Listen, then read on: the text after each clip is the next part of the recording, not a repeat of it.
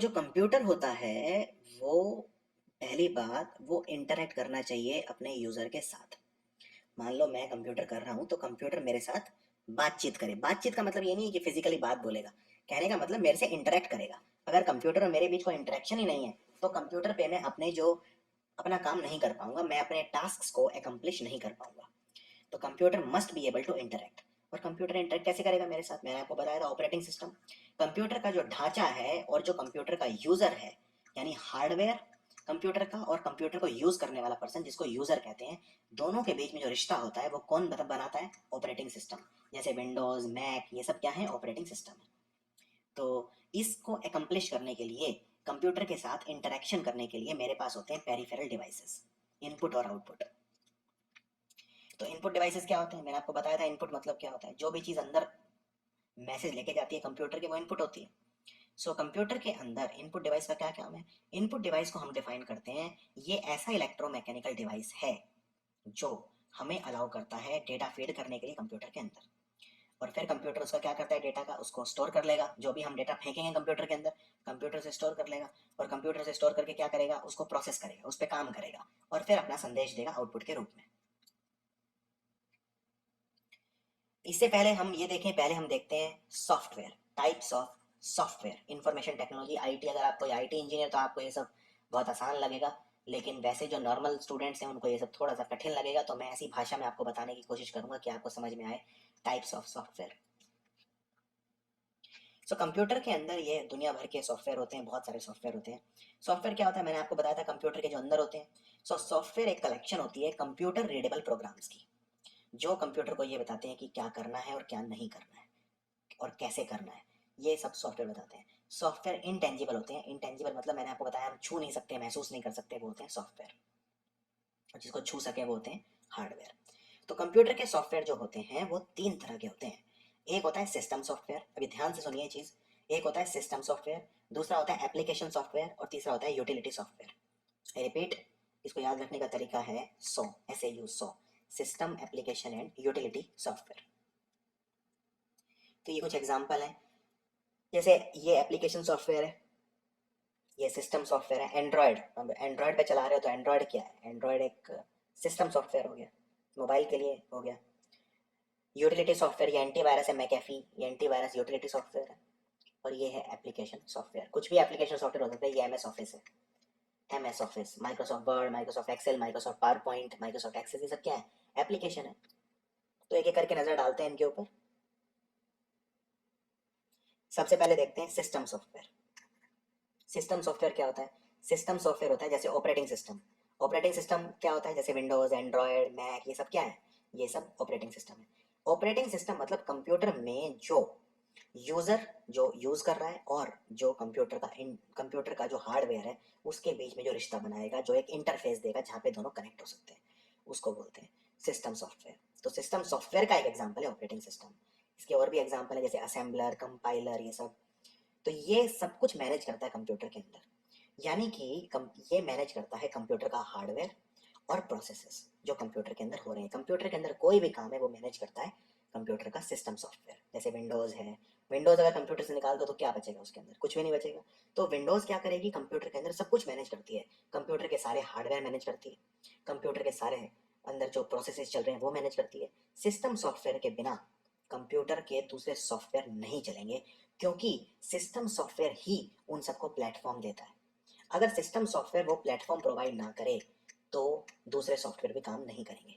अगर मान लो कंप्यूटर के अंदर आपने बहुत सारे सॉफ्टवेयर डाल दिए, जब आप किसी नए कंप्यूटर के अंदर नए कंप्यूटर खरीद के लाते हो तो उसके अंदर क्या होता है? सिर्फ विंडोज होती है और कुछ नहीं होता। और फिर आप उसमें क्या करते हो? अपने आप सॉफ्टवेयर डाल देते हो, फिर आप उसमें गूगल क्रोम डाल देते हो, फिर आप उसमें याहू मैसेंजर डाल देते हो, फिर आप उसमें MSN मैसेंजर डाल देते हो। तो ये सब दुनिया भर के आप और सॉफ्टवेयर डाल देते हो, लेकिन उसमें पहले से क्या है? विंडोज। अगर विंडोज ही नहीं होगी तो क्या बाकी सॉफ्टवेयर चलेंगे? नहीं चलेंगे। तो के बिना विंडोज सॉफ्टवेयर के बिना कंप्यूटर क्यों नहीं चलेगा? क्योंकि वो एक सिस्टम सॉफ्टवेयर है, सिस्टम को चलाने के लिए ज़रूरी है।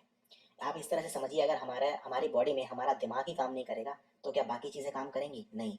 तो हमारा दिमाग क्या है? System software. तो सिस्टम सॉफ्टवेयर जैसा मैंने बताया, ऑपरेटिंग सिस्टम। ऑपरेटिंग सिस्टम क्या है? System software. ऑपरेटिंग सिस्टम का काम क्या है? ऑपरेटिंग सिस्टम कंट्रोल करता है कंप्यूटर के हार्डवेयर और जो भी सर्विसेज हैं, कंप्यूटर के प्रोसेसेस हैं, उन सबको कंट्रोल करता है। तो कंप्यूटर के जैसे प्रोसेसेस हैं, जैसे कंप्यूटर लॉग ऑन कब होगा, लॉग ऑफ कब होगा, शट डाउन कब होगा, रीस्टार्ट कब होगा, ये सब कंट्रोल करता है ऑपरेटिंग सिस्टम। तो ये सब आपको याद रखने हैं। तो जैसे विंडोज़ 10 है, विंडोज़ एक्सपी, विंडोज़ 7, ये सब क्या है? Operating system. एंड्रॉयड है, अभी रिलीज हुआ है एंड्रॉयड मार्शमैलो, ये सब क्या है? ये लेटेस्ट ऑपरेटिंग सिस्टम है। तो विंडोज़ का ये विंडोज़ 10 है लेटेस्ट, और एंड्रॉयड का है एंड्रॉयड मार्शमैलो। इसी तरह मैक है, मैक का कई सारे हैं, बटर लॉयन, कई सारे इनके नाम हैं। मैक के भी अलग अलग अजीब से नाम होते हैं इनके। तो आप ये लेटेस्ट देख सकते हैं कौन से अभी चल रहा है मैक वगैरह के अंदर भी, और उसी हिसाब से अपने आप को अपडेट रख सकते हैं। तो ये कुछ हैं ऑपरेटिंग सिस्टम, जैसे विंडोज़ 8, 7 एक्सपी वगैरह, ये सब। यूनिक्स है, लिनक्स है, Apple Mac O X, Mac O S X, Macintosh, DOS हो गया, डिस्क ऑपरेटिंग सिस्टम। तो ऑपरेटिंग सिस्टम के काम क्या है? सबसे पहला सबसे इंपॉर्टेंट काम है, ये एक यूजर इंटरफेस प्रोवाइड करता है। इंटरफेस मतलब कनेक्शन। किसके बीच में कनेक्शन? यूजर के बीच में और हार्डवेयर के बीच में। फिर प्रोग्राम चलाने में, प्रोग्राम चलाता है कंप्यूटर के सारे दूसरे सॉफ्टवेयर चलाता है। कंप्यूटर में जो भी हार्डवेयर डिवाइस है वो मैनेज करता है, यानी कंप्यूटर के अंदर मैं कोई भी चीज़ कनेक्ट कर रहा हूँ उसको मैनेज करेगा ऑपरेटिंग सिस्टम। और कंप्यूटर में जो फाइल स्टोरेज वगैरह है, जो स्टोरेज करता है कंप्यूटर, उसको ऑर्गेनाइज करेगा। अब कंप्यूटर को रीस्टार्ट वगैरह भी ऑपरेटिंग सिस्टम करता है, शट डाउन भी वही करता है। रीस्टार्ट जब आप कंप्यूटर को करते हो तो दो तरह से कर सकते हो। एक होता है कोल्ड बूट, रीस्टार्ट करने का एक और नाम भी होता है। रीस्टार्ट करने को हम बूटिंग बोलते हैं, बूटिंग, BOOTING, बूटिंग। बूटिंग मतलब कंप्यूटर को स्टार्ट करना या रीस्टार्ट करना। अब रीस्टार्ट कर रहा हूँ तो रीबूट कर कह दूंगा मैं उसे। जब आप कंप्यूटर को रीस्टार्ट करते हो तो दो तरह से कर सकते हो। एक, कंप्यूटर को आप स्विच ऑफ कर दो। कंप्यूटर में जो पावर का बटन है उसे दबा के रखो, और वो 10-15 सेकंड बाद कंप्यूटर स्विच ऑफ हो जाएगा, फिर स्विच ऑन कर लो। इसको बोलते हैं कोल्ड बूट। एक होता है, आप इस पे क्लिक करो विंडोज़ के आइकॉन पे, या जो भी कंप्यूटर आप यूज़ कर रहे हो, मैक है, उसमें आप रीस्टार्ट का कमांड दे दो। तो आप कमांड माउस से क्लिक कर दो, जैसे आप एक ये आ जाएगा, मेन्यू खुल जाएगा, इसमें ऑप्शन होगा रीस्टार्ट, इस पे क्लिक करो। जब आप इस पे क्लिक करोगे तब रीस्टार्ट होगा, उसे बोलते हैं वार्म बूट। दो तरह से रिस्टार्ट कर सकते हो, वार्म बूट और कोल्ड बूट। कोल्ड बूट मतलब कंप्यूटर का पावर ही ऑफ कर दो, अपने आप बंद हो जाएगा, फिर रिस्टार्ट कर लो। और वार्म बूट मतलब आप ऑपरेटिंग सिस्टम से कहो कि कंप्यूटर को रिस्टार्ट करे। और ऑपरेटिंग सिस्टम को कैसे कहोगे? आप उसको कमांड दोगे। तो जब कमांड दोगे तो जो ऑपरेटिंग सिस्टम है वो कंप्यूटर को रीस्टार्ट या रीबूट करेगा। तो ऑपरेटिंग सिस्टम कितने तरह के होते हैं हम ये देखते हैं। सबसे पहले होता है real time operating system. I repeat, real time operating system. Real time operating system जो होता है ये बहुत फास्ट होता है और स्मॉल होता है। ये किसी भी डिवाइस के अंदर बिल्ट होता है, बहुत जल्दी रेस्पॉन्ड करता है, बहुत जल्दी अपना काम करता है, और जो भी हम कमांड देते हैं, इसे इनपुट देते हैं, उस पर बहुत जल्दी काम करता है। जो भी कंप्यूटर को यूज़ कर रहा है, यूज़र को जो भी कमांड देगा उस पर बहुत जल्दी रिस्पॉन्स आएगा इसका। और ये यूज़ होता है MP3 प्लेयर्स वगैरह में, मेडिकल डिवाइसेस के अंदर। इसको बोलते हैं रियल टाइम ऑपरेटिंग सिस्टम। दूसरा होता है single user single tasking operating system. Single task का मतलब होता है वो एक बार में एक ही चीज करेगा। अगर मैं इस ऑपरेटिंग सिस्टम के अंदर, मान लो मैंने कोई वेबसाइट खोल रखी है, तो मैं वेबसाइट पे ही काम करूंगा, साथ साथ में गाने नहीं सुन सकता। यानी एक बार में एक ही टास्क करेगा, इसे बोलते हैं सिंगल यूजर सिंगल टास्किंग। और सिंगल यूजर का मतलब क्या है? एक बार में एक ही व्यक्ति इसे यूज कर सकता है, one user works on the system. तो सिंगल यूजर सिंगल टास्किंग में क्या होता है? पहली बात, एक ही यूजर इसे काम करेगा और एक ही टास्क एक बार में हो सकता है। इसका एग्जांपल है MS DOS और palm OS, palm operating system और MS DOS। ये बहुत इंपॉर्टेंट क्लासिफिकेशन है, और ये उतना पावरफुल नहीं होता, इतना कुछ कर नहीं सकता, और सस्ता आता है, उतना महंगा नहीं है। तो इनएक्सपेंसिव कंप्यूटर पे काम करता है, जो छोटे लेवल के कंप्यूटर होते हैं उस पर काम करता है। MS DOS पे बेस्ड होता है ये। और जो ये स्पेस होती है इनमें काफ़ी कम होती है डिस्क के ऊपर, तो ये काफ़ी कम स्पेस घेरता है डिस्क के ऊपर। इसको बोलते हैं single user single tasking OS। दूसरा होता है सिंगल यूजर लेकिन मल्टीटास्किंग OS। यानी इस पे एक बार में एक ही यूजर, एक ही व्यक्ति काम करेगा, लेकिन वो कई सारी चीजें एक साथ कर सकता है। तो ये सबसे कॉमन है ऑपरेटिंग सिस्टम जो होता है। इसके दो एग्जांपल हैं, एक ऑपरेटिंग सिस्टम X और दूसरा विंडोज XP।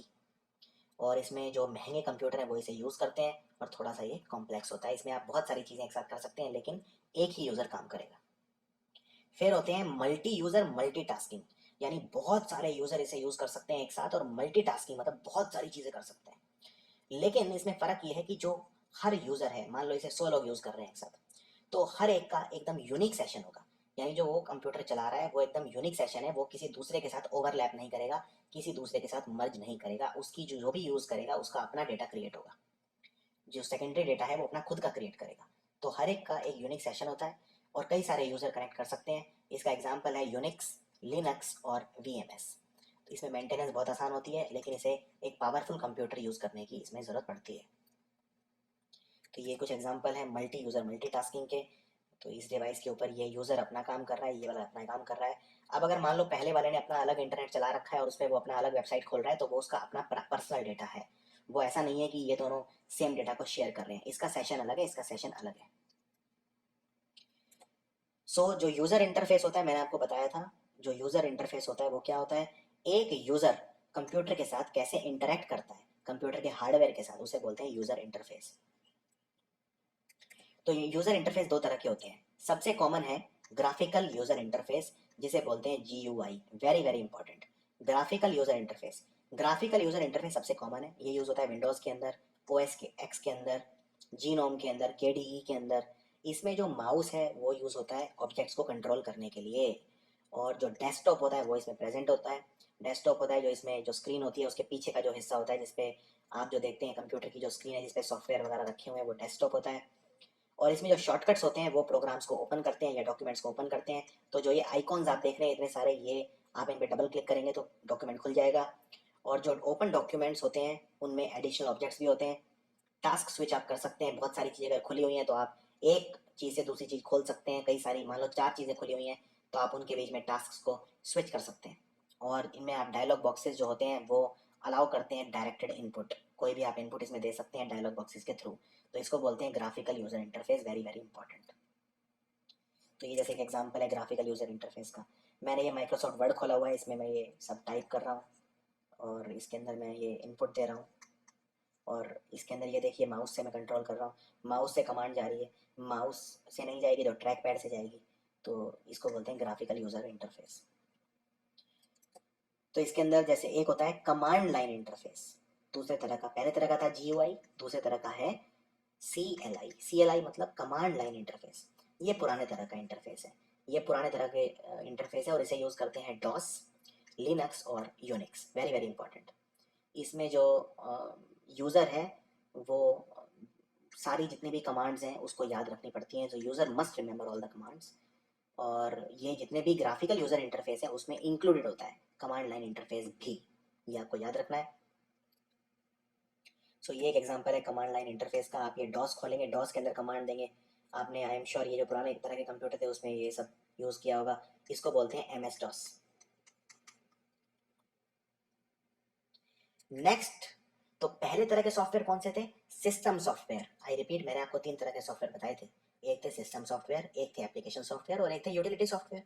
तो सिस्टम सॉफ्टवेयर मैं कवर कर चुका हूँ। सिस्टम सॉफ्टवेयर के अंदर होते हैं ऑपरेटिंग सिस्टम, और कितने तरह के ऑपरेटिंग सिस्टम होते हैं, उनकी क्या क्या क्लासिफिकेशन होती है, वो सब मैं आपको बता चुका हूँ। अब मैं आपको बताऊंगा दूसरे तरह के सॉफ्टवेयर, जिनको बोलते हैं एप्लीकेशन सॉफ्टवेयर। एप्लीकेशन सॉफ्टवेयर कुछ नहीं है, एप्लीकेशन सॉफ्टवेयर होते हैं कंप्यूटर के अंदर कोई भी ऐसा सॉफ्टवेयर जिसका एक खास काम है। कंप्यूटर ऐसा नहीं है इनके बिना नहीं चल सकता, कंप्यूटर इनके बिना बिल्कुल चल सकता है। जैसे मान लो मुझे कंप्यूटर में गाना सुनना है तो मैंने VLC प्लेयर डाउनलोड कर लिया, इसका एक खास काम है। स्काइप पे मुझे किसी से बात करनी है दूर दराज, तो मैं स्काइप डाउनलोड कर लूंगा। ये सब एप्लीकेशन सॉफ्टवेयर है। बेसिकली कंप्यूटर में आप जो भी डालते हो सॉफ्टवेयर, विंडोज़ को छोड़ के, जो ऑपरेटिंग सिस्टम को छोड़ के, कंपाइलर्स और असेंबलर को छोड़ के, वो सारे एप्लीकेशन सॉफ्टवेयर हैं। तो जितने भी वर्ड प्रोसेसर है, स्प्रेडशीट है, एक्सेल, माइक्रोसॉफ्ट पावर पॉइंट, कुछ भी कंप्यूटर में, वो सब एप्लीकेशन सॉफ्टवेयर है। इनको चलाने के लिए ये ज़रूरी है कि कंप्यूटर के अंदर एक ऑपरेटिंग सिस्टम होना चाहिए, यानी कि एक सिस्टम सॉफ्टवेयर होना चाहिए। सिस्टम सॉफ्टवेयर नहीं होगा तो ये भी नहीं चलेंगे। तो फॉर एग्जांपल माइक्रोसॉफ्ट ऑफिस है, इन सब के काम बहुत सारे हैं। स्प्रेडशीट क्रिएट करनी है, डॉक्यूमेंट बनाने हैं, ऑफिशियल काम है, अलग अलग चीज़ है इनके अंदर। ये जैसे माइक्रोसॉफ्ट एक्सेल हो गया, डेटा एनालाइज के लिए यूज़ होता है। तीसरे तरह के सॉफ्टवेयर होते हैं यूटिलिटी सॉफ्टवेयर, यानी कि मैंने अब सिस्टम सॉफ्टवेयर भी कवर कर लिए, मैंने एप्लीकेशन सॉफ्टवेयर भी कवर कर लिए, अब है यूटिलिटी सॉफ्टवेयर। देखिए यूटिलिटी सॉफ्टवेयर क्या होते हैं, थोड़ा सा समझना, थोड़ा सा कठिन है लेकिन कोशिश करिए समझने।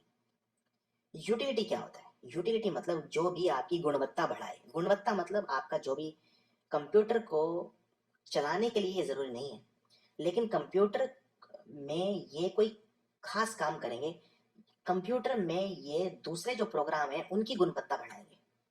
कंप्यूटर सही तरीके से काम करता रहे उसके लिए ज़रूरी है। फॉर एग्जाम्पल ध्यान से सुनिए, कंप्यूटर में मैंने विंडोज़ डाल दी, यानी कि सिस्टम सॉफ्टवेयर डाल दिया। अब इसने मुझे ये अलाउ कर दिया कि मैं एप्लीकेशन सॉफ्टवेयर डाल सकूं, यानी कि मैंने MS एक्सेल डाल दिया। लेकिन MS एक्सेल में अगर वायरस आ गया तो क्या चलेगा? नहीं, नहीं चलेगा। यानी MS एक्सेल ढंग से काम करे, यानी कंप्यूटर के जो एप्लीकेशन सॉफ्टवेयर हैं और सिस्टम सॉफ्टवेयर हैं वो ढंग से काम करें, इसके लिए जरूरी है यूटिलिटी सॉफ्टवेयर। यूटिलिटी सॉफ्टवेयर क्या होते हैं? यूटिलिटी सॉफ्टवेयर वो प्रोग्राम होते हैं इनके अंदर जो डिजाइन इस तरह से होते हैं कि कंप्यूटर की मेंटेनेंस के लिए जरूरी होते हैं, यानी कंप्यूटर के अंदर बाकी चीजें ढंग से काम करें, इसके लिए होते हैं यूटिलिटी सॉफ्टवेयर। जैसे एंटीवायरस आपने डाल दिया, अब एंटीवायरस का कोई खास काम नहीं है कंप्यूटर के अंदर, ऐसा नहीं है आप इसको डॉक्यूमेंट बनाने के लिए यूज कर रहे हो या कोई और काम के लिए, गाने सुनने के लिए यूज कर रहे हो, लेकिन आपका गाने की जो फाइल है उसमें अगर वायरस है तो क्या वो चलेगा गाना? नहीं चलेगा। यानी कि बाकी चीजें ढंग से काम करें उसके लिए होते हैं यूटिलिटी सॉफ्टवेयर। जैसे डिस्क फ्रेगमेंटर है, डिस्क फ्रेगमेंटर क्या होता है? आपके कंप्यूटर की जो हार्ड डिस्क होती है उसको ये कई भागों में विभाजित कर देता है। या फायरवॉल है, फायरवॉल क्या करता है? फायरवॉल आपका जो नेटवर्क सिक्योरिटी उसे प्रोवाइड करता है, आपके नेटवर्क पे जो ट्रैफिक आ रहा है और जा रहा है उसको कंट्रोल करता है फायरवॉल। तो ये सब है यूटिलिटी सॉफ्टवेयर। अब बात करते हैं इनपुट आउटपुट की। मैंने आपको बताया था इनपुट आउटपुट, और बीच में मैंने सॉफ्टवेयर स्टार्ट कर दिए थे। इनपुट क्या होता है? कंप्यूटर के अंदर जो इन्फॉर्मेशन जाती है वो इनपुट होती है, कंप्यूटर के अंदर से बाहर आती है वो आउटपुट होती है। तो जो इनपुट डिवाइसेज हैं वो इतने सारे तरह के होते हैं, सबको मैं डिटेल में डिस्कस। पहले सुन लीजिए, सबसे पहले होता है कीबोर्ड। कीबोर्ड इनपुट क्यों है? कीबोर्ड पे जो भी मैं टाइप करूंगा वो कंप्यूटर के अंदर जाएगा। कंप्यूटर कीबोर्ड को कोई संदेश नहीं दे सकता, कीबोर्ड कंप्यूटर को संदेश दे सकता है। फिर हो गए पॉइंटिंग डिवाइसेस, जैसे माउस है। क्या कंप्यूटर माउस को कोई संदेश दे सकता है? नहीं दे सकता, लेकिन माउस कंप्यूटर को चला सकता है, तो इनपुट हो गया। इसी तरह ट्रैक बॉल, ट्रैक पैड, ये सब हो गए, ये भी सब पॉइंटिंग डिवाइसेस हैं। फिर hand held device. Pointing device मतलब जैसे ये जो मैं यूज कर रहा हूँ लिखने के लिए, मान लो मैं ये लिख रहा हूँ गौरव, तो ये पॉइंटिंग डिवाइस है। मैं ये जो एरो यूज कर रहा हूँ ये पॉइंटिंग डिवाइस है। मैं इस वक्त ट्रैक पैड यूज कर रहा हूँ। दूसरा हो गया hand held device. Hand held device मतलब जो कंप्यूटर में आप यूज करते हैं, जैसे पेन हो गया, ये जो मैं लिख रहा हूँ ये पेन से लिख रहा हूँ, डिजिटल पेन से लिख रहा हूँ। जॉयस्टिक हो गया जो गेम वगैरह खेलने के लिए यूज होता है। टच स्क्रीन हो गया। आप टच स्क्रीन अगर कंप्यूटर में नहीं है तो आप कैसे काम करेंगे? अब जो मैं ये बना रहा हूँ, ये ड्राइंग्स वगैरह, ये कैसे बना रहा हूँ? कंप्यूटर की स्क्रीन पे बना रहा हूँ, लेकिन क्या मैं स्क्रीन पे फिंगर टच कर रहा हूँ? नहीं, क्योंकि मेरे कंप्यूटर की स्क्रीन जो है वो इनपुट डिवाइस नहीं है। तो मैं यूज कर रहा हूँ पेन, एक्सटर्नल पेन। मैं कंप्यूटर के अंदर एक यूएसबी पेन लगा रहा हूँ जिससे मैं ये लिख पा रहा हूँ। और ग्राफिक टैबलेट जो होते हैं ये सब क्या है? Input devices. फिर होते हैं ऑप्टिकल डिवाइसेस। ऑप्टिकल डिवाइस के अंदर आ गया बार कोड रीडर, आ गया स्कैनर, आ गया MICR, OCR, OMR, smart card reader, biometric sensor, ये सब आ गए। फिर आ गए ऑप्टिकल डिवाइसेस के अंदर एक और, जैसे माइक्रोफोन आ गया, कंप्यूटर के अंदर कुछ बोलना है आपको। वेब कैम आ गया, कंप्यूटर के अंदर आपको वीडियो आपका लेके जाएगा। तो ये सब इनपुट डिवाइसेस हैं। तो एक एक करके देखते हैं इनपुट डिवाइस। सबसे पहले कीबोर्ड आ गया। तो कीबोर्ड सबसे कॉमन और सबसे ज़्यादा सिंपल इनपुट डिवाइस है। कीबोर्ड का काम क्या है आप सब जानते हैं। कीबोर्ड जो है इसने जो ट्रेडिशनल टाइपराइटर था उसे रिप्लेस कर लिया था। और इसमें टाइपराइटर और कीबोर्ड में क्या फ़र्क है? टाइपराइटर से भी आप टाइप कर सकते हो, कीबोर्ड से भी टाइप कर सकते हो। फ़र्क ये है कीबोर्ड के अंदर फंक्शन ज़्यादा होते हैं टाइपराइटर से।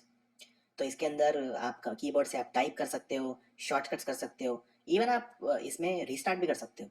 आप अगर अपने कंप्यूटर में दबाएंगे alt plus control plus delete, ये क्वेश्चन कई बार आता है तो इसको ध्यान से सुन लीजिए।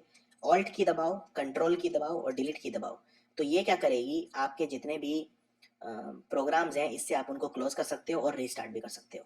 I repeat, alt plus control plus delete, तीनों की एक साथ दबाओगे तो कंप्यूटर रीस्टार्ट किया जा सकता है। यानी कि बहुत सारी चीज़ें की जा सकती हैं इसकी मदद से। कुछ लोग गेम्स खेलते हैं कीबोर्ड से। अब तो वैसे जॉयस्टिक और इसका माउस का ज़माना है, लेकिन कीबोर्ड से भी गेम्स खेले जाते हैं। अब जो की हैं ये भी बहुत तरह की होती हैं। अल्फ़ाबेट की होती हैं, डिजिटल की, स्पेशल की, फंक्शन की, enter, home, page up, page down, tab, backspace, shift, control, alt, Windows की, बहुत सारी कीज़ होती हैं कंप्यूटर के ऊपर। तो एक एक करके देखते हैं कीबोर्ड के ऊपर जो भी कीज़ होती हैं किस तरह की होती हैं। ऐसा होता है कीबोर्ड। तो ये शिफ्ट की जब आप दबाते हैं तो कैपिटल लेटर कर सकते हैं। अब आप ये क्यू टाइप करेंगे तो क्यू छोटा आएगा, लेकिन शिफ्ट दबा के करेंगे तो कैपिटल आ जाएगा। तो दो तरीके हैं, या तो कैप्स लॉक दबा दो, कैप्स लॉक दबाओगे तो भी कैपिटल लेटर यूज होंगे, बड़े लेटर यूज होंगे, छोटे यूज नहीं होंगे। या फिर शिफ्ट दबा के कोई भी चीज़ लिखो। तो शिफ्ट की का काम क्या है? शिफ्ट की का काम है लेटर्स को कैपिटलाइज करना। और शिफ्ट की जो है ये और भी कामों के लिए यूज होती है। कई कई जो फंक्शन हैं, शॉर्टकट वगैरह हैं, वो शिफ्ट की मदद से यूज होते हैं। कुछ स्पेशल कैरेक्टर हैं जो नंबर्स के ऊपर होते हैं, नंबर रो के अंदर, वो भी आप उसको यूज़ कर सकते हो। जैसे फॉर एग्जांपल अब आपको मान लो टाइप करना है एट द रेट जी, जैसे आप जो ईमेल एड्रेस होता है उसमें एट द रेट होता है, gaurav@gmail.com। तो ये एट द रेट कैसे बनाओगे, एट द रेट कैसे बनाओगे, टू को दबाओ और शिफ्ट को दबाओ, तो ये एट द रेट आ जाएगा। और यानी कि जो नंबर्स के ऊपर स्पेशल कैरेक्टर है, ये है special character, special symbol, percentage हो गया, अप का साइन हो गया, एंड हो गया, स्टार हो गया, ओपन ब्रैकेट, क्लोज ब्रैकेट। अगर ये स्पेशल कैरेक्टर आपको चाहिए तो शिफ्ट शिफ्ट की दबाओ और साथ में ये नंबर दबाओ, आपको ये मिल जाएगा। तो शिफ्ट प्लस टू दबाओगे तो ये आ जाएगा at the rate, shift plus three दबाओगे तो ये आ जाएगा हैश, शिफ्ट प्लस फोर दबाओगे तो डॉलर का साइन आ जाएगा, शिफ्ट प्लस फाइव तो परसेंटेज आ जाएगा। इस तरह से शिफ्ट की का काम क्या है, एक तो कैपिटलाइज करना लेटर को, और दूसरा क्या करना, दूसरा नंबर्स के ऊपर जो स्पेशल कैरेक्टर है उन्हें इंसर्ट करना। अब ये शिफ्ट की किस तरह की है, ये एक टाइप राइटर की है। तो एक की बहुत तरह की है, मैंने कलर कोडिंग की हुई है यहाँ पे। जैसे जो हरे रंग वाली ये हैं, ये कर्सर की हैं, कर्सर मतलब ऊपर नीचे आगे पीछे, ये कर्सर की हैं। ये जो साइड में है ये हैं, इन्हें बोलते हैं न्यूमेरिक कीपैड। ये जो न्यूमेरिक कीपैड है, तो ये आप यहाँ से भी दबा सकते हो नंबर के लिए, यहाँ भी दबा सकते हो। आप इसको लॉक भी कर सकते हो नम लॉक दबा के, नंबर काम नहीं करेंगे फिर। तो बहुत सारी की हैं, तो इसमें ये सारी जो की हैं ये है न्यूमेरिक कीपैड। फिर ये जो मजेंटा कलर है ये है एप्लीकेशन की। फिर इसमें ये है एंटर की, दो एंटर की होती है, एक तो ये बड़े वाली एंटर की होती है और एक ये छोटे वाली साइड में होती है एंटर की, आप कोई भी दबा सकते हो। तो ये जो ऊपर है F1 से लेके F12, ये कलर है, ये है फंक्शन की, F1 से लेके F12, इनके अलग अलग काम होते हैं। जैसे अगर मान लो कोई एप्लीकेशन चल रही है और आपने दबा दिया Alt प्लस F4 तो वो बंद हो जाएगी। जैसे फॉर एग्जांपल मैंने आपके सामने ये जो खोल रखा है, ये पावर पॉइंट खोल रखा है, मैं पीछे से आवाज दे रहा हूँ और पावर पॉइंट की स्लाइड बदल रहा हूँ। अब ये मुझे क्लोज करना है तो मैं क्या करूंगा, या तो मैं एस्केप दबाऊंगा और फिर माउस से ले जाके कोने में यहाँ पे क्रॉस का आइकन होगा वो काट दूंगा, या Alt प्लस F4 दबाऊंगा। तो Alt प्लस F4 का यूज कब होता है, याद रखिए Alt प्लस F4 का यूज होता है अगर आपको कोई भी ओपन एप्लीकेशन को क्लोज करना हो। मान लो मैं गाने सुन रहा हूँ, मैंने iTunes खोला हुआ है, iTunes मैंने खोला हुआ है और iTunes मुझे बंद करना है, तो मैं क्या करूंगा, Alt प्लस F4 दबा दूंगा तो iTunes बंद हो जाएगा। जो भी ओपन एप्लीकेशन है उन्हें क्लोज करने के लिए हम यूज करते हैं Alt प्लस F4। सो कुछ और इसके यूज हैं। अब एंटर की देखते हैं। एंटर की मैंने आपको बताया, एक तो ये है एंटर की और एक साइड में छोटी सी होती है एंटर की, दो एंटर की होती है कीबोर्ड के ऊपर।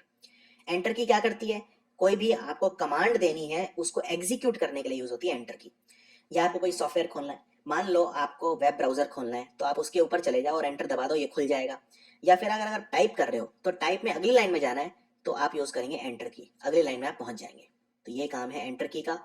तो ये है एंटर की, ये एक अलग खास तरह की है। अब देखते हैं ये न्यूमेरिक कीपैड क्या है। न्यूमेरिक कीपैड ये होता है, ये न्यूमेरिक कीपैड है साइड में, एंटर की को छोड़ दो।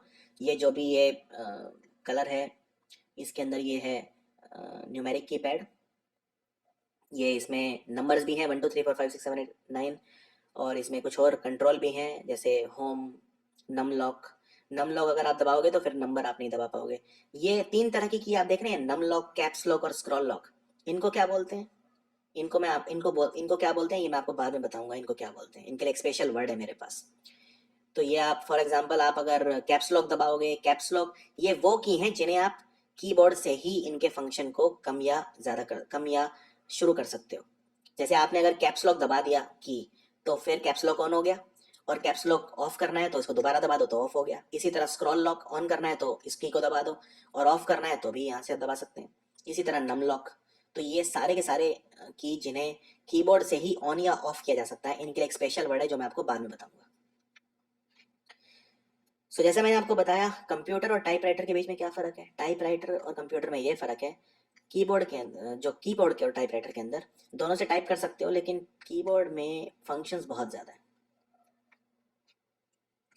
सो बैक स्पेस की कौन सी होती है, बैक स्पेस की आप जानते हैं, और डिलीट की, डिलीट से आप डिलीट कर सकते हो, बैक स्पेस की से आप उसमें डिलीट की फर्क ये है, बैक स्पेस की मान लो आपने लिखा गौरव कहीं टाइप किया, बैक स्पेस दबाया तो ये ऑटोमेटिकली इसको डिलीट करेगा।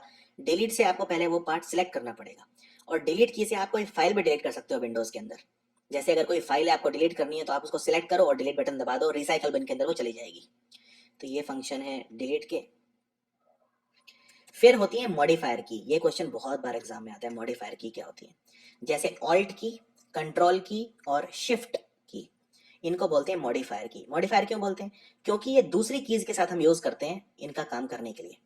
जैसे मैंने आपको बताया, अगर मुझे कुछ क्लोज करना हो कंप्यूटर में तो मैं क्या यूज करूंगा, ऑल्ट प्लस F4। यानी ऑल्ट का इस्तेमाल मैंने किसके साथ किया, F4 के साथ तब काम की, अकेले में काम नहीं की। इसी तरह कंट्रोल की जो की है ये खुद भी काम कर सकती है, लेकिन ज्यादातर ये दूसरी कीज के साथ काम करती हैं, कुछ स्पेसिफिक कंप्यूटर के काम करने के लिए या शॉर्टकट्स के लिए। जैसे अगर मुझे फाइल बंद करनी है तो मैं फाइल को एक्सकेप करूंगा फिर क्लोज करूंगा, उसकी बजाय मेरे पास शॉर्टकट है ऑल्ट प्लस F4, दोनों की को एक साथ दबा दूंगा। तो ये हो गया मॉडिफायर की। ऑल्ट, कंट्रोल और शिफ्ट इनको कहा जाता है मॉडिफायर की, क्योंकि ये दूसरी कीज के साथ हम यूज करते हैं। और मैंने आपको बताया था रीस्टार्ट करने के लिए हम क्या यूज करेंगे, alt plus control plus delete. ये आपको बिल्कुल नहीं भूलना है, alt plus control plus delete. तो ये ऊपर हो गई फंक्शन की। फंक्शन की कहाँ होती है, ये F1 से लेके F12 ये सारी है फंक्शन की। F1 F2 F3 F4 इनके अलग अलग काम होते हैं सबके। जैसे मैंने अभी आपको बताया था ऑल्ट प्लस F4, इसी तरह इन सब कीज के अपने अपने काम होते हैं। F1 का क्या काम है, F1 ओपन करती है हेल्प मेन्यू को for the active open program. कोई भी एक्टिव प्रोग्राम आपका ओपन है तो उसमें हेल्प मेन्यू होगा, वो ओपन करेगी F1 की। अब एरो की क्या होती है, एरो की ये कर्सर की, ऊपर नीचे आगे पीछे, ये ऊपर के लिए, नीचे के लिए, आगे के लिए, पीछे के लिए। तो ये उस डायरेक्शन में ऑब्जेक्ट को ले जाएगी जहां पे आप कर्सर दबाएंगे, तो ये कर्सर को उस डायरेक्शन में मूव करेंगी। मान लो आप कोई लाइन लिख रहे हो, उस लाइन में आपको आगे पीछे इस तरफ जाना है तो आप ये वाली की यूज करो, नीचे जाना है, 2 सेंटेंस लिखे नीचे जाना है तो ये वाली की यूज करो। इनको बोलते हैं कर्सर की, एरो कीज, ये कर्सर को मूव करती हैं। फिर है होम और एंड की। होम और एंड की, ये दो अगेन ये इंपॉर्टेंट की हैं, होम एंड एंड की। फिर है पेज अप और पेज डाउन। तो जो होम की है वो आपको शुरू में ले जाती है, एंड वाली एंड में ले जाती है। पेज अप और पेज डाउन क्या करती है, पेज अप और पेज डाउन आपको नेक्स्ट पेज उस पे ले जाती है, और automatically jumps to the next page up और डाउन इन अ डॉक्यूमेंट और वेब पेज। अगर आप किसी डॉक्यूमेंट में हैं या वेब पेज पे हैं, अगर आप पेज अप करेंगे पेज डाउन करेंगे तो वो आपको नेक्स्ट पेज पे ले जाएगी या पिछले पेज पे ले जाएगी, डिपेंडिंग ऑन कि आप पेज अप करते हैं कि पेज डाउन करते हैं।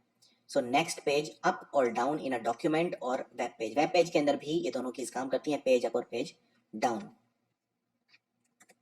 मैंने आपको बताया था कुछ ऐसी की होती हैं जिन्हें आप कीबोर्ड से स्विच ऑन और स्विच ऑफ कर सकते हो। जैसे मान लो अगर आपको कैपिटल लेटर में लिखना है, मान लो आपको नाम लिखना है GAURAV, बड़ा बड़ा, आपको छोटा नहीं लिखना है, ऐसे बड़ा लिखना है, कैपिटल लेटर में लिखना है, तो आप क्या करोगे, या तो शिफ्ट दबा के गौरव टाइप करो, शिफ्ट बड़ा कर देती है, या फिर आप कैप्स लॉक को दबा दो। कैप्स लॉक को जब आप दबाओगे तो एक बत्ती जल जाएगी यहाँ पे, इससे आपको पता चल जाएगा हाँ भाई कैप्स लॉक ऑन है, और कैप्स लॉक को दबाओगे तो ऑफ हो जाएगा। यानी वो की जिनका फंक्शन आप कीबोर्ड के थ्रू बंद या शुरू कर सकते हो उन्हें बोलते हैं टॉगल की। तो 3 की होती है, मैंने आपको बताया था, कैप्स लॉक, नम लॉक और स्क्रॉल लॉक। नम लॉक क्या है, नम लॉक दबा दो, उसके बाद आप 1 2 3 4 5 6 ये सब टाइप ये सब दबाओगे तो काम नहीं करेगा, यानी नंबर्स को लॉक कर दिया आपने। तो number, num lock, caps lock और स्क्रॉल लॉक ये होती हैं टॉगल की। एग्जाम में बहुत बार क्वेश्चन आता है टॉगल की क्या होती है। टॉगल की होती हैं जिनको आप कीबोर्ड की मदद से स्विच ऑन या स्विच ऑफ कर सकते हो, उनको बोलते हैं टॉगल की, जैसे कैप्स लॉक, नम लॉक और स्क्रॉल लॉक। फिर होती हैं स्टिकी की। स्टिकी मतलब क्या, स्टिकी मतलब होता है चिपचिपा। स्टिकी की को स्टिकी की क्यों बोलते हैं, ये काफी इंपॉर्टेंट सवाल है, और ध्यान से सुनिए स्टिकी की क्या होती है। मान लीजिए कोई ऐसा व्यक्ति है जिसकी उंगलियां काम नहीं करती, उसे कोई रोग है या लकवा मार गया है, पैरालिसिस है, या कोई ऐसा कोई व्यक्ति है जिसके कई ऐसे रोग होते हैं जिनमें आदमी की उंगलियां वगैरह उतनी अच्छी काम नहीं करती, उतना अच्छा कोऑर्डिनेट नहीं करती। अब आपको मान लीजिए कोई कमांड देना है, मान लीजिए आपको देना है ऑल्ट प्लस F4, ये आपको एक साथ दबाना पड़ेगा। लेकिन जिस आदमी की उंगलियां उतना अच्छा काम नहीं करती, जिसको कोई डिजीज है या कोई अपंग है कोई, वो ऑल्ट और F4 अपनी उंगलियों से एक साथ नहीं दबा पाएगा। तो वो क्या करेगा, वो स्टिकी कीज को ऑन कर देगा। स्टिकी की ऑन करने का मतलब ये है कि आपने पहले दबाया ऑल्ट, उसके बाद आप F4 दबा सकते हैं, एक साथ दबाने की जरूरत नहीं है।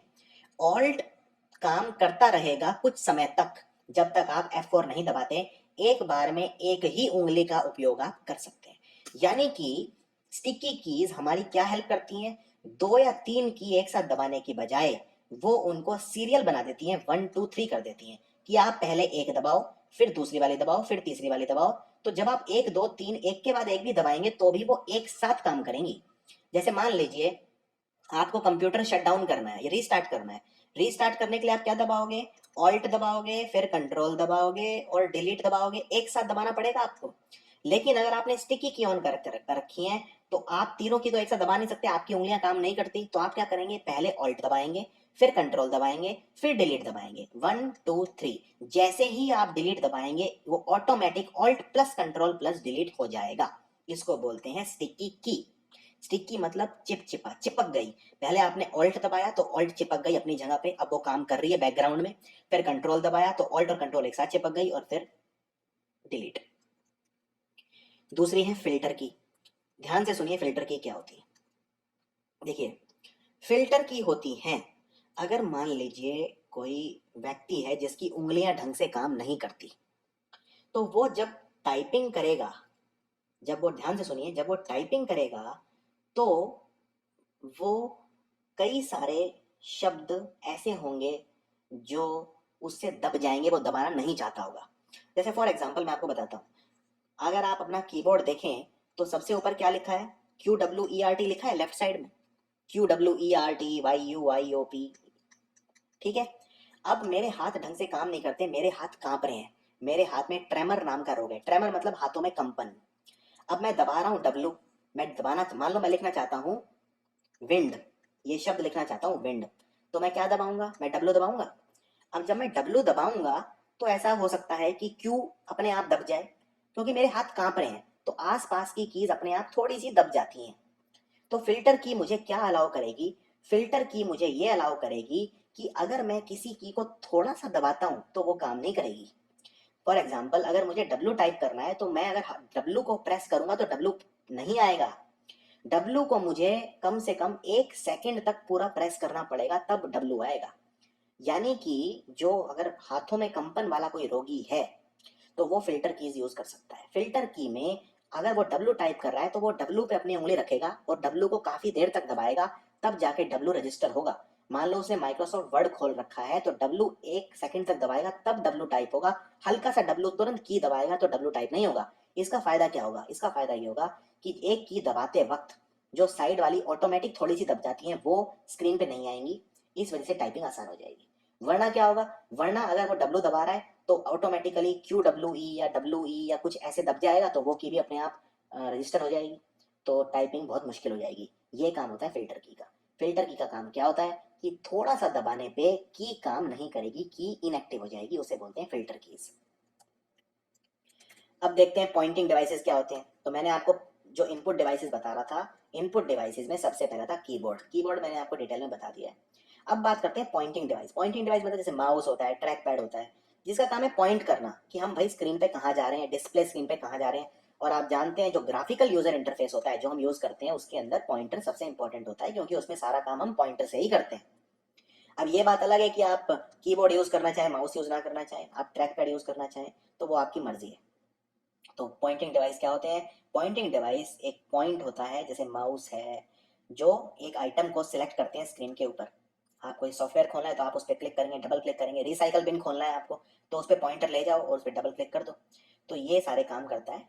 यानी कमांड्स देने में भी हेल्प करता है, कमांड मेन्यू में ग्राफ बनाने में हेल्प करता है। अगर कोई पेंट वगैरह है तो आप उसमें पॉइंटर से ड्राइंग बना सकते हैं। तो ये सब काम है पॉइंटिंग डिवाइसेस के। तो सबसे पहले माउस। माउस का आविष्कार किसने किया, माउस का आविष्कार किया डगलस एंगलबर्ट ने। आई रिपीट, डगलस एंगलबर्ट ने 1963 के अंदर। माउस का काम क्या है, माउस का काम वही है, कर्सर को मूव करना, ये सब आप जानते हैं, ये सब बताने की जरूरत नहीं है। तो माउस के काम क्या क्या होते हैं, माउस क्लिक करता है, डबल क्लिक भी कर सकता है, ये आप अपनी सेटिंग कर सकते हो। आपने अगर मान लो कोई सॉफ्टवेयर खोलना है तो विंडोज में ये सेटिंग अवेलेबल है कि आप उसको सिंगल क्लिक पे भी खोल सकते हो, डबल क्लिक पे भी खोल सकते हो, जिसमें आप कंफर्टेबल हो वो कर सकते हो। राइट क्लिक में कई सारे ऑप्शंस होते हैं, कई सारी कमांड होती हैं, जैसे रिफ्रेश होती है, कट, कॉपी, पेस्ट, ये सब राइट क्लिक पे आते हैं। ड्रैग एंड ड्रॉप होता है, माउस पे कोई चीज़ पकड़ के आप ड्रैग कर सकते हो। कोई आपको मान लो पेन ड्राइव है, पेन ड्राइव में कोई चीज़ कॉपी करनी है तो एक तो या तो आप कॉपी करके पेस्ट कमांड दे सकते हो, या उस चीज़ को उठा के सीधा पेन ड्राइव के अंदर आप पटक दो, तो वो ड्रैग एंड ड्रॉप होता है। स्क्रॉल भी आप कर सकते हो, कोई विंडो है, आपको बहुत लंबा डॉक्यूमेंट है, नीचे जाना है तो साइड में पकड़ के बार को ड्रैग नीचे करो तो पेज अपने आप नीचे चला जाएगा। फिर होती है ट्रैक बॉल। ट्रैक बॉल भी आसान है। ट्रैक बॉल के अंदर एक बॉल होती है, प्रॉपर बॉल, जो रोटेट करती है किसी भी डायरेक्शन के अंदर।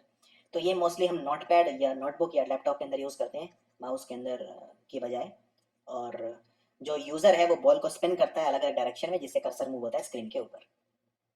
तो ये है ट्रैक बॉल। ये बॉल देख रहे हैं आप, ये बॉल को आप घुमाएंगे उसी हिसाब से वो जो ये कर्सर है जो मैं मूव कर रहा हूँ, ये देखिए मूव कर रहा हूँ, ये मैं ये इधर उधर मूव कर सकता हूँ, तो ये मैं इसकी मदद से भी कर सकता हूँ। फिर टच पैड होता है, आजकल तो हर कंप्यूटर में टच पैड होता है, इसलिए माउस की जरूरत ही नहीं पड़ती। ये टच पैड होता है, इससे आप इस पे उंगलियां रख के उसी हिसाब से इसको नचा सकते हैं कर्सर को अपने हिसाब से। फिर होते हैं hand held device. Hand held device मतलब ये कंप्यूटिंग डिवाइस होते हैं जो आप इनपुट के लिए यूज़ करते हैं डिस्प्ले स्क्रीन पे। सबसे पहले जॉयस्टिक गेम खेलने के काम आता है। अगर आप गेम के शौकीन हैं तो आपने जॉयस्टिक जरूर यूज़ किया होगा। बहुत सारे गेम है, गाड़ियों की रेस वगैरह में बहुत अच्छा रहता है ये। इसमें माउस और कीबोर्ड से खेलने में उतना मज़ा नहीं आता जितना जॉयस्टिक से आता है। ये भी इनपुट डिवाइस है। फिर लाइट पेन होता है, अगेन गेम वगैरह खेलने के लिए। और जो इसमें एक फोटो सेल होता है और एक ऑप्टिकल सिस्टम होता है जो एक छोटी सी ट्यूब के अंदर प्लेस होता है, इससे आप इनपुट की तरह इसका काम ले सकते हैं। फिर टच स्क्रीन होती है। अगर टच स्क्रीन है तो उंगलियों से ही काम चल जाएगा, आपको किसी स्टाइलस की ज़रूरत ही नहीं है, तो उंगलियों से ही आप काम कर सकते हैं। तो सबसे पहले टच स्क्रीन जो थी वो बनाई थी ई ए जॉनसन ने 1965 के अंदर। टच स्क्रीन क्या है? टच स्क्रीन एक डिस्प्ले स्क्रीन होती है जिसके अंदर सेंसिटिव ट्रांसपेरेंट पैनल होता है जो स्क्रीन को कवर करता है, जिससे आप कमांड दे सकते हैं स्क्रीन के थ्रू ही। ज़्यादातर जो कंप्यूटर होते हैं उनमें टच स्क्रीन नहीं होती, लेकिन लैप जो टैबलेट वगैरह होते हैं उनके अंदर होती है। फिर होता है ग्राफिक टैबलेट। तो मैं जो ये बनाता हूँ सारी, ये जो मैं यूज़ कर रहा हूँ इस वक्त, मैं ग्राफिक टैबलेट यूज़ कर रहा हूँ, या इसको डिजिटाइजर भी कहते हैं। अब जब स्क्रीन है, स्क्रीन पे आपको कुछ लिखना है तो क्या करोगे आप? कैसे लिखोगे? आप स्क्रीन पे कोई पेन तो चला नहीं सकते क्योंकि स्क्रीन इनपुट डिवाइस नहीं है, तो आप स्टाइलस यूज़ नहीं कर सकते। तो आप क्या करोगे? हाँ, टैबलेट के अंदर आपको लिखना है तो आप स्टाइलस यूज़ कर सकते हो। फ़ोन के अंदर लिखना है टच स्क्रीन में तो स्टाइलस यूज़ कर सकते हो। जैसे एक फ़ोन आता है सैमसंग गैलेक्सी नोट, उसके अंदर साथ में एक पेन होता है, तो वो पेन स्टाइलस बोलते हैं उसे, क्योंकि वो स्क्रीन इनपुट डिवाइस है, टच स्क्रीन है तो स्टाइलस काम करता है। लेकिन लैपटॉप की स्क्रीन थोड़े ना इनपुट डिवाइस होती है, तो आप क्या करोगे? ग्राफिक टैबलेट लगाओगे साथ में। तो मैं भी ग्राफिक टैबलेट यूज़ करता हूँ ये लिखने के लिए। जैसे मैं ये रिकॉग्निशन को गोल घुमा रहा हूँ तो मैं ये पेन से कर रहा हूँ, लेकिन वो पेन मैं डायरेक्ट स्क्रीन पे नहीं चला सकता, मैं इसके ऊपर चलाता हूँ। क्यों? क्योंकि ये स्क्रीन को इनपुट डिवाइस बना देता है। ये है ग्राफिक टैबलेट। तो ये ग्राफिक टैबलेट जो है सबसे पहले बनाया था स्टाइलेटर ने 1957 में। ये क्या करता है? एनालॉग इन्फॉर्मेशन को डिजिटल में कन्वर्ट कर देता है। फिर है ऑप्टिकल डिवाइसेस। सबसे पहला ऑप्टिकल डिवाइस इंट्रोड्यूस हुआ था 1982 में। ऑप्टिकल डिवाइस क्या करते हैं? लाइट को यूज़ करते हैं इनपुट के लिए, लाइट। और फिर ये अलग अलग तरह के जो कोड हैं उनको रिकॉग्नाइज करते हैं, मार्क्स को, कैरेक्टर्स को, इमेजेस को रिकॉग्नाइज करने में हेल्प करते हैं। जैसे सबसे पहले होता है बार कोड रीडर। आपने अगर कुछ खरीदा हो तो बिग बाज़ार वगैरह में आप जाइए, बिग बाज़ार में वो आपने जो भी सामान खरीदा उस पर ये कोड रीड करेगा, इससे फिर कंप्यूटर पे सीधा चला जाएगा, यानी ये बार कोड रीडर है। तो बर्नार्ड सिल्वर ने डेवलप किया था बारकोड 1948 में। तो इसमें बारकोड डेटा होता है, ये सीधा आप इसमें ये रीड करेगा, सीधा कंप्यूटर पे पहुंच जाएगा। फिर होता है ऑप्टिकल मार्क रिकॉग्निशन, जिसे बोलते हैं ओएमआर। आपने ओएमआर शीट सुनी होगी। आप ये 4 गोले भरते हैं, 4 गोले में से आपने आंसर सी है तो ये सी वाला गोला भर दिया। इसको कंप्यूटर रीड कैसे करेगा? ओएमआर। इसको बोलते हैं ऑप्टिकल मार्क रिकॉग्निशन। तो ये काफ़ी पुराना है, काफ़ी पहले से यूज़ कर रहे हैं, आजकल इसे आंसर शीट मार्क में यूज़ करते हैं। जितने भी आजकल एग्जाम है ज़्यादातर जो अगर ऑनलाइन नहीं है तो वो उसमें ऑप्टिकल मार्क रिकग्निशन यूज़ किया जाता है। इसके अंदर ये यूज़ होता है पेपर के अंदर। ओ एम आर से हज़ारों शीट कुछ घंटे में चेक हो सकती है। फिर होता है ऑप्टिकल कैरेक्टर रिकग्निशन, जिसे बोलते हैं ओ सी आर। ओ सी आर को 1914 में इमैनुअल गोल्डबर्ग ने डेवलप किया था। एक मशीन डेवलप की थी जो कैरेक्टर को रीड कर सकती है और उन्हें स्टैंडर्ड टेलीग्राफ कोड में कन्वर्ट कर सकती है। इससे आप पैसेंजर टिकट और ये सब जो भी होता है ये आप एयरलाइंस वगैरह में आप उनको दिखाते हैं तो वो रीड कर सकते हैं।